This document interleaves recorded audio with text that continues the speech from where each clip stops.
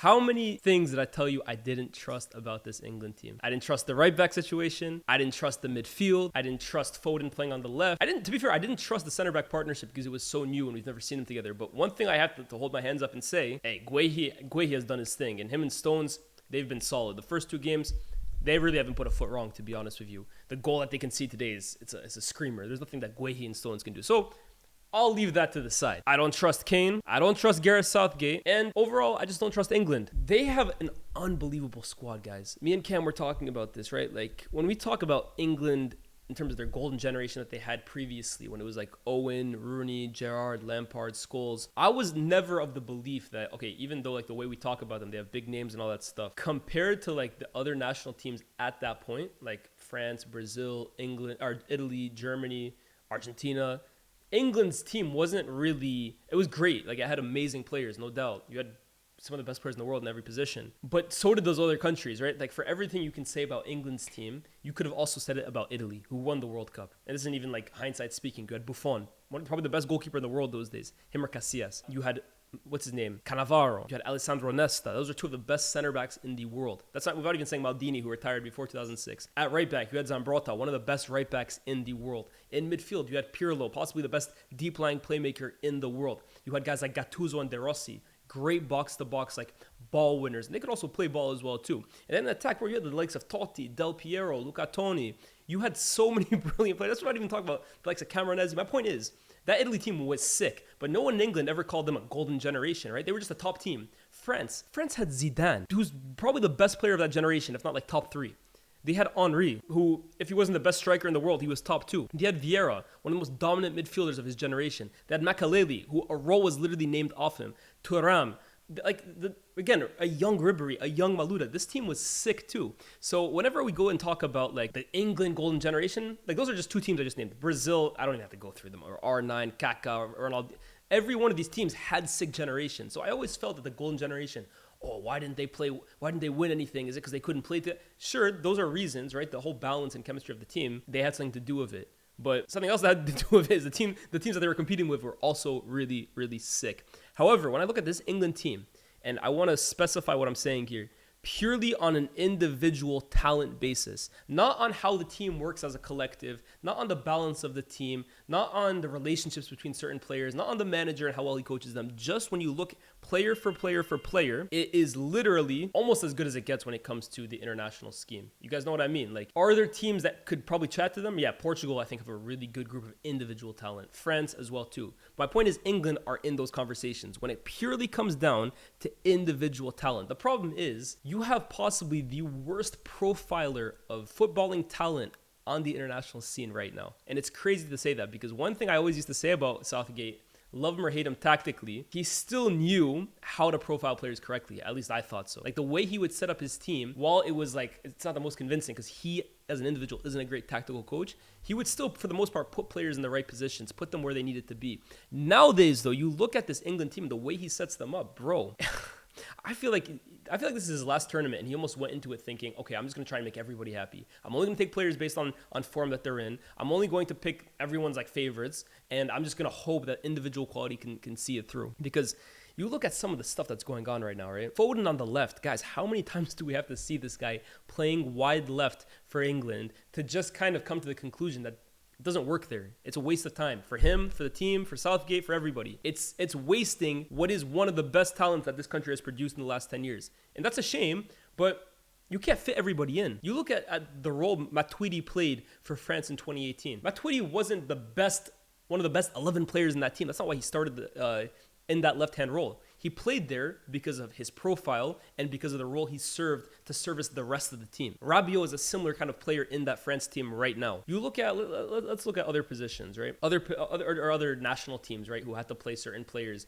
to kind of make it work. I'm trying to think, right? Brazil in 2002, right? They had the front three, but they had other talented players in that group as well too. And they had to just come off the bench for a Zé Roberto to play in midfield to offer up that balance. So every national team has to make sacrifices. And at the end of the day, your favorite might not play, but it's for the good of the team. I like Foden a lot. I think he's an amazing player. But for me, if Foden's not playing in his natural position as a 10, where clearly Jude Bellingham is the favorite right there, and I have no issue with Jude Bellingham playing there, Foden shouldn't be starting for England. Enough of trying to shoehorn players in just for the sake of saying that they play for your team. Another one for me is Trent.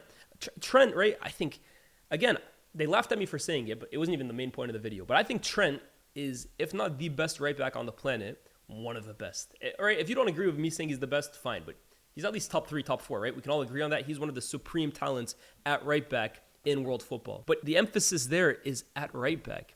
The reason I always had an issue, before he even played a game there, this was even before I had evidence, but the reason I always believed that Trent should be sitting nowhere near those midfield positions is because, guys, like, just because you're a good passer of a ball doesn't mean you're a good midfielder. What do I mean by that? The passes that you can kind of pull off and the passes you kind of have at your disposal playing at right back compared to playing in the middle of the park is night and day. It's night and day because of the angles that you're playing at. It's night and day because of the direction you're receiving the ball at, right? Trent playing at right back is literally playing with the entire pitch in front of him. So when he receives it, first of all, he's not playing with his back to the opposition goal. He's playing facing the opposition goal. So already, and also the angle that he's playing at when he receives it on the right, think about it, guys. This is just basic football. This is why I hate when people say tactical. This is just basic football. When he's sitting on the right and he receives the ball playing at right back, what does he have to see? He can either look forward and he sees the entire line.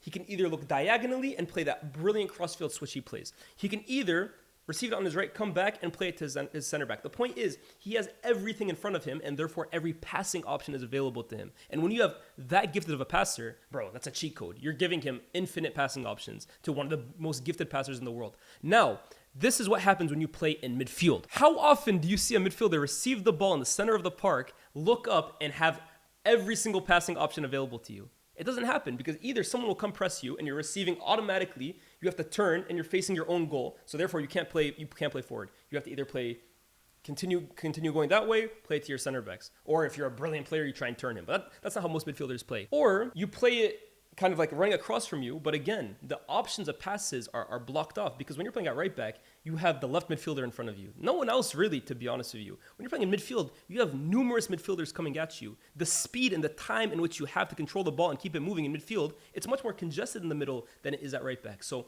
all of this to say, there's a reason why most right backs don't just make the transition to midfield.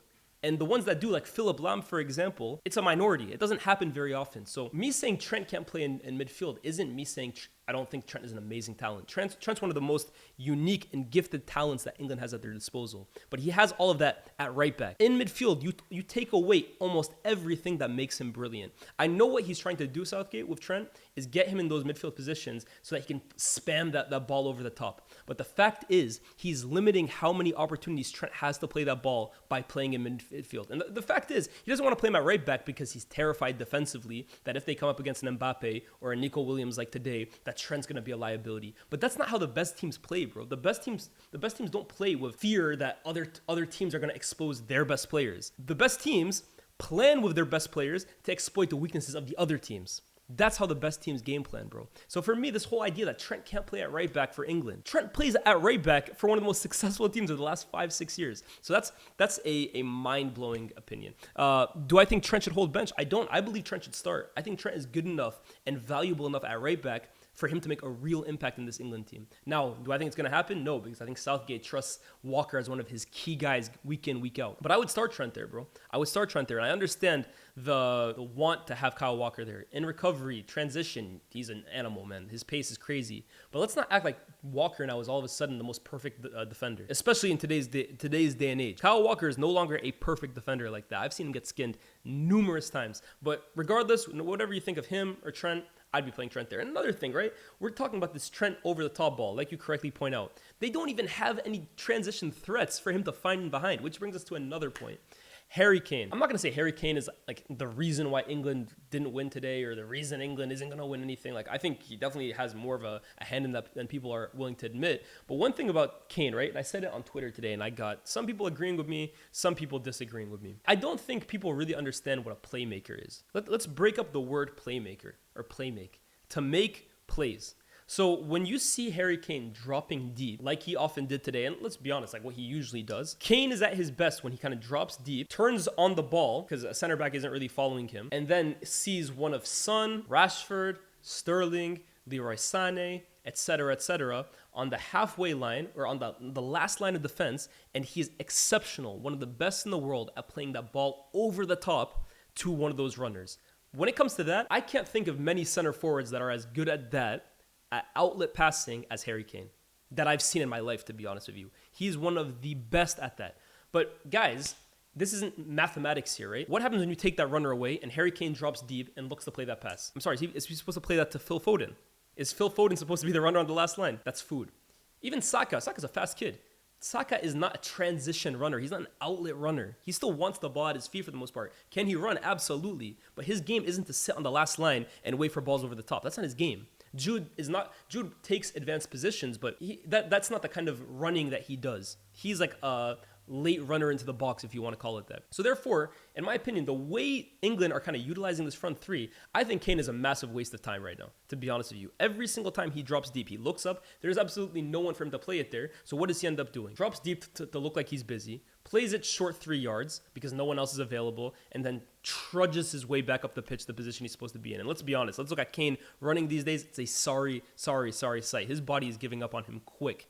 So And then you have an instance where today, him dropping deep is actually the reason why Denmark win the ball back and score that wonder goal. But I'm not going to really put that all on Kane, right? It's a moment that can happen to anybody. So I'm not going to blame that completely on Kane. But for me right now, the way he's playing is just, again, a massive waste of time for everybody, bro. If you're going to play Kane as your number 9 with no outlets around him and everyone else in that front 3 is ball to feet, bro, it's going to be a very static attack that, as a defender, it's very easy to defend. If you notice, the minute Ollie Watkins came on, and this isn't me saying Ollie Watkins is better than Kane, it's just bringing up the differences in their play. The minute Watkins came on, who, in my opinion, has some of the best all-around movement, whether it's running the channels, whether it's occupying defenders, of any center forward in the world, his off-the-ball movement is tremendous. The minute he came on, he immediately made a run.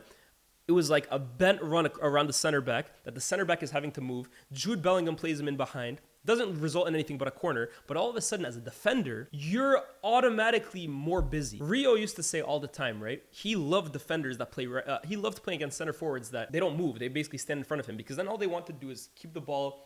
They want to hold up the ball, and Rio basically has you right in front of him, or center forwards that like to drop deep.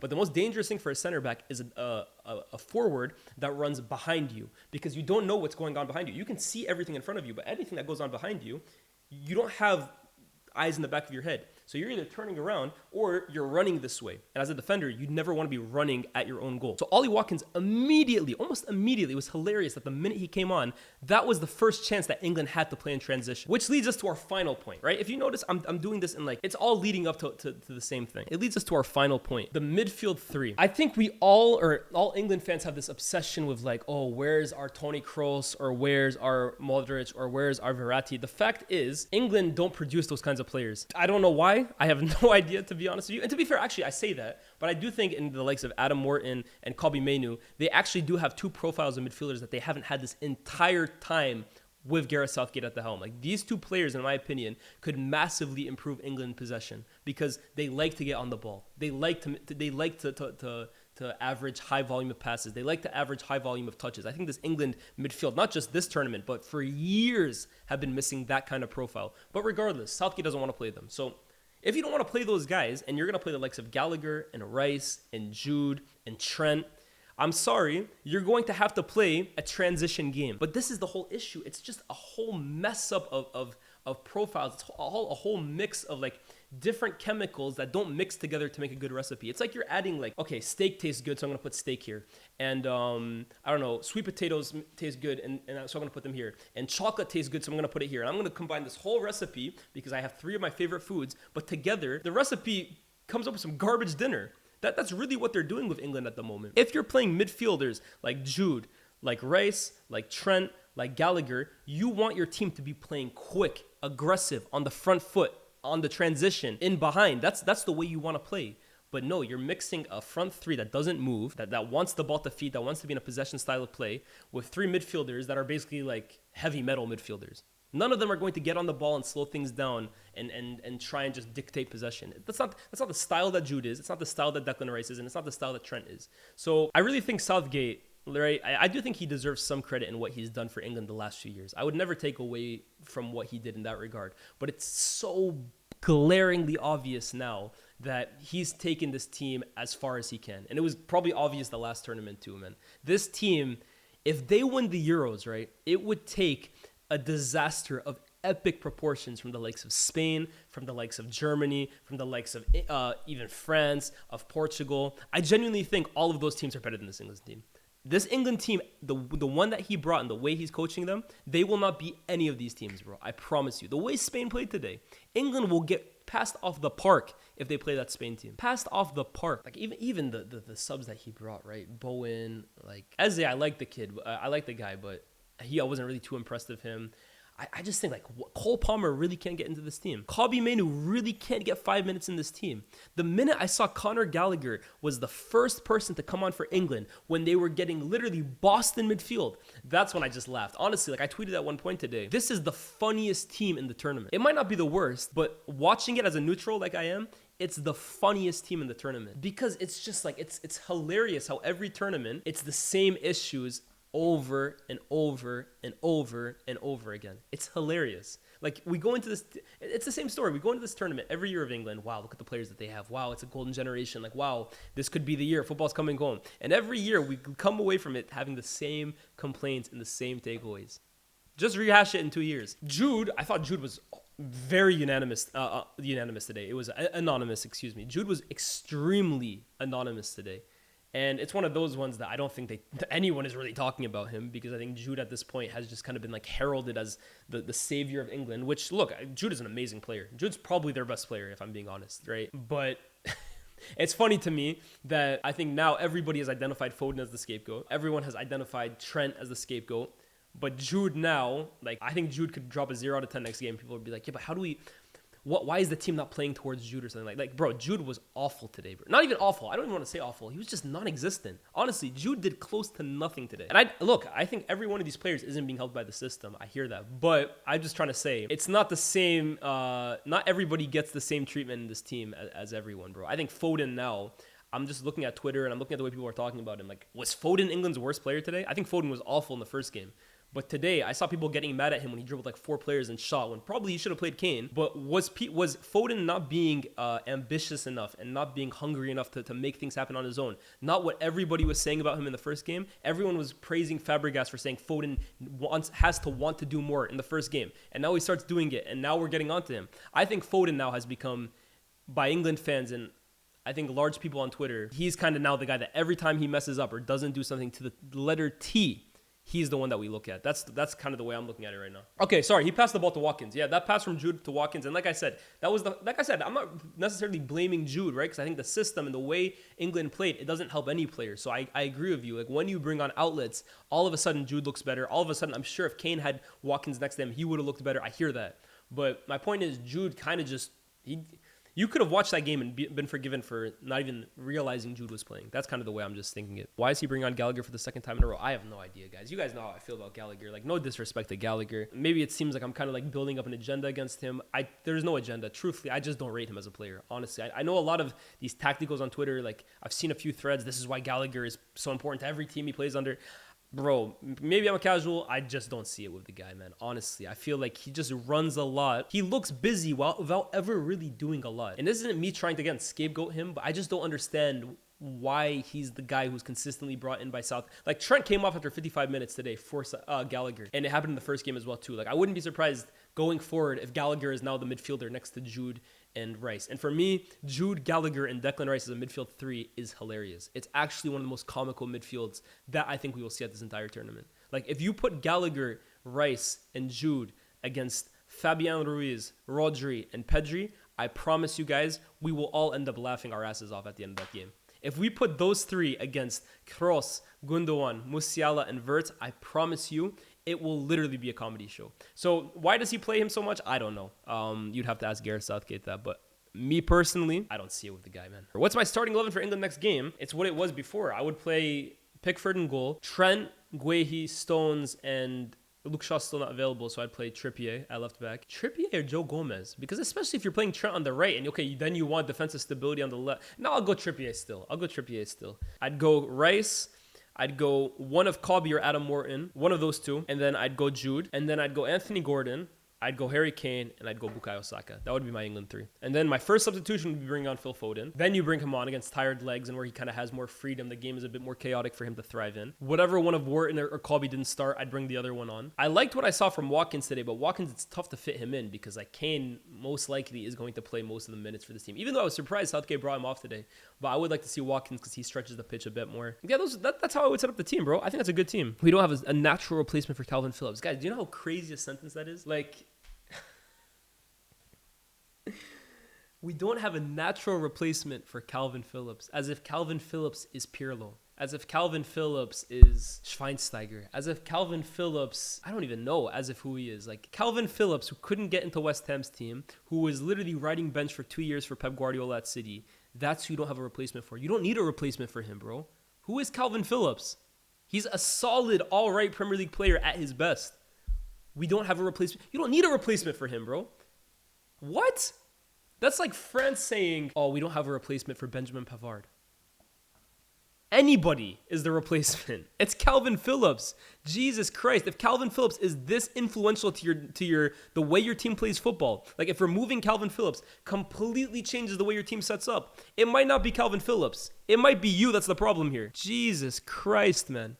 Yorkshire Pirlo, my God. You have these amazing talents at your feet that have just landed to you by pure luck. Southgate does not deserve the likes of Kobbie Mainoo and Adam Wharton becoming available to him in the last 6 months. It was a miracle. It was a blessing, in my opinion, that those two in the last 6 months, one came from Blackburn to the Premier League and one came back from injury to a United team who desperately needed him. And all of a sudden, you have these two brilliant players that could completely transform the way your midfield plays. It fixes so many of the issues you had.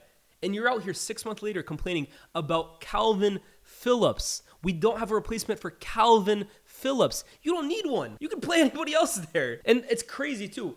We don't have a replacement for Calvin Phillips. So who we'll go for is a right back that hasn't played midfield since he was in the academy at Liverpool. Oh my God, bro. If Gareth Southgate is still the manager of England after this Euros, my God, man. My God, he's got serious dirt on the FA. That's all I'll say on that.